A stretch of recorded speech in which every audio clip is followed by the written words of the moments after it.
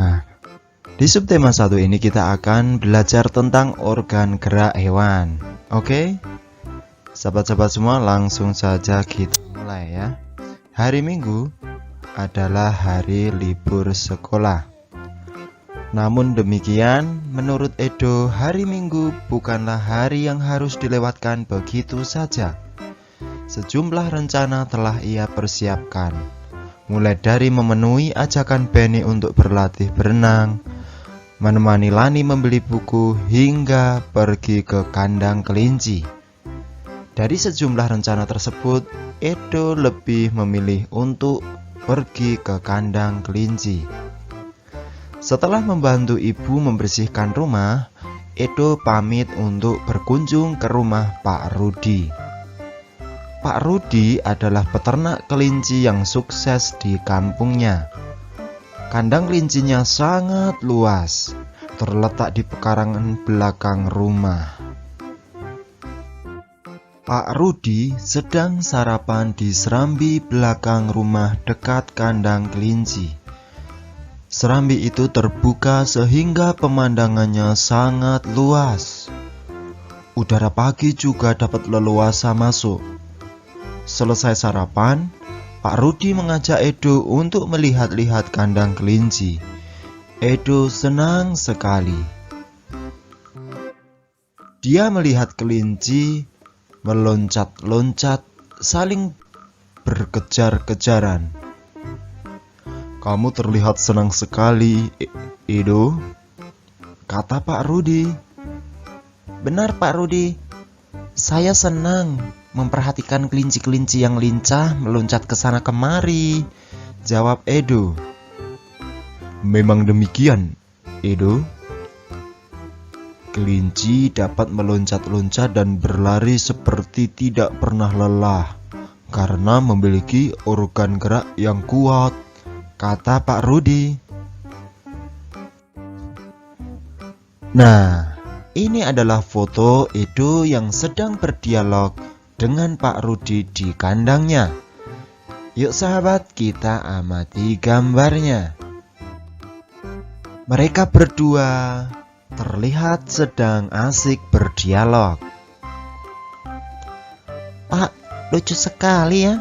Kelinci-kelinci itu bulunya tebal dan gerak-geraknya lincah. Kenapa kelinci bisa meloncat dan berlari dengan lincah seperti itu ya?"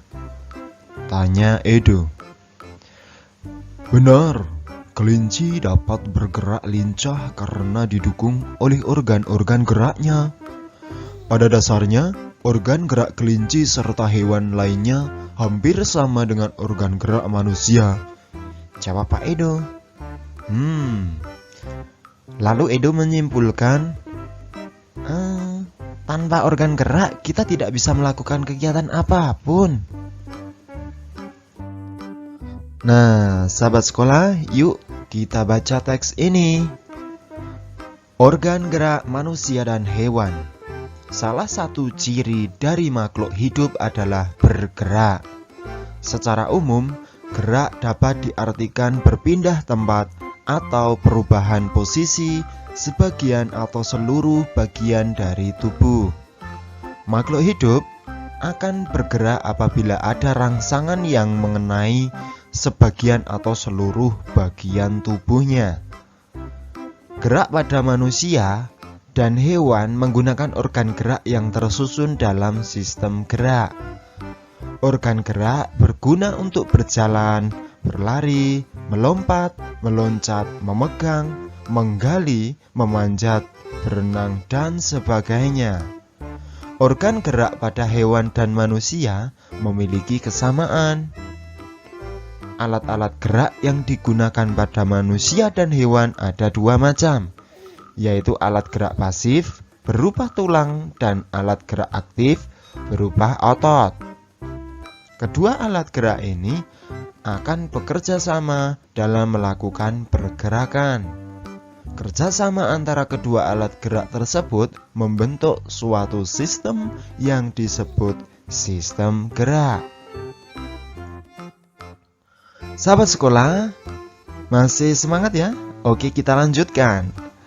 tulang disebut alat gerak pasif karena tulang tidak dapat bergerak dengan sendirinya. Tanpa adanya alat gerak aktif yang mempengaruhi tulang, maka tulang-tulang pada manusia dan hewan akan diam dan tidak dapat membentuk alat pergerakan yang sesungguhnya. Walaupun merupakan alat gerak pasif, akan tetapi tulang mempunyai peranan yang besar dalam sistem gerak manusia dan hewan. Otot disebut alat gerak aktif karena otot memiliki suatu senyawa kimia yang membuatnya dapat bergerak. Pada saat otot yang menempel pada tulang bergerak, otot tersebut akan membuat tulang bergerak. Baik sahabat sekolah, selanjutnya ayo kita berlatih. Teks berjudul Organ Gerak Manusia dan Hewan yang telah tadi Kak Dimas bacakan terdiri atas 5 paragraf. Masing-masing paragraf tersusun dari ide atau gagasan pokok ditambah dengan kalimat-kalimat pengembang. Ide pokok adalah gagasan yang menjadi dasar sebuah paragraf. Ide pokok disajikan ke dalam bentuk kalimat utama. Kalimat utama yang memuat ide pokok ini bisa berada di awal paragraf, bisa di tengah paragraf, atau bahkan di akhir paragraf.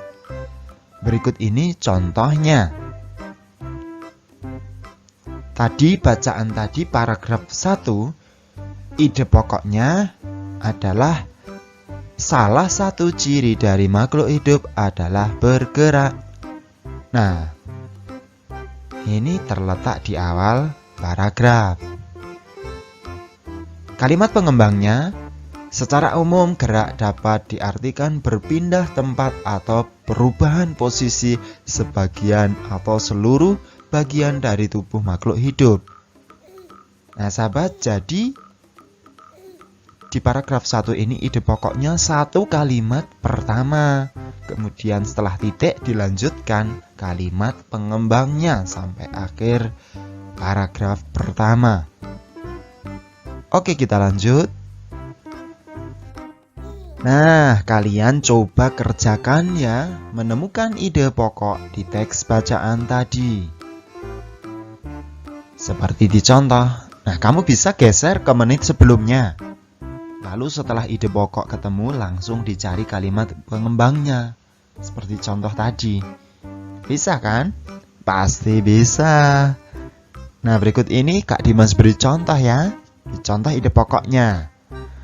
Paragraf kedua, ide pokoknya adalah gerak pada manusia dan hewan menggunakan organ gerak yang tersusun dalam sistem gerak. Kemudian kalimat pengembangnya kamu cari sendiri. Sangat mudah. Paragraf ketiga, ide pokoknya organ gerak pada hewan dan manusia memiliki kesamaan. Titik. Kemudian kamu lanjutkan sendiri. Paragraf keempat, ide pokoknya tulang disebut alat gerak pasif karena tulang tidak dapat bergerak dengan sendirinya. Lanjut, ide pokok paragraf kelima. Otot disebut alat gerak aktif karena otot memiliki suatu senyawa kimia yang membuatnya dapat bergerak. Nah, mudah kan? Kalimat pengembangnya tinggal dicari. Baik sahabat sekolah, yuk kita saatnya menulis. Sahabat-sahabat semua bisa mengembangkan ide pokok berikut ini menjadi sebuah paragraf. Jadi, kita kerjakan ide pokok yang ada ini ke dalam kotak yang tersedia. Kita latih dulu. Yang pertama, organ gerak terdiri atas 2 macam. Bisa dikembangkan dengan menggunakan kalimat pengembang. Misalnya seperti ini. Tidak harus sama ya. Organ gerak manusia dan hewan terdiri dari 2 macam. Titik. Kalimat pengembangnya, ada organ gerak pasif, yakni tulang.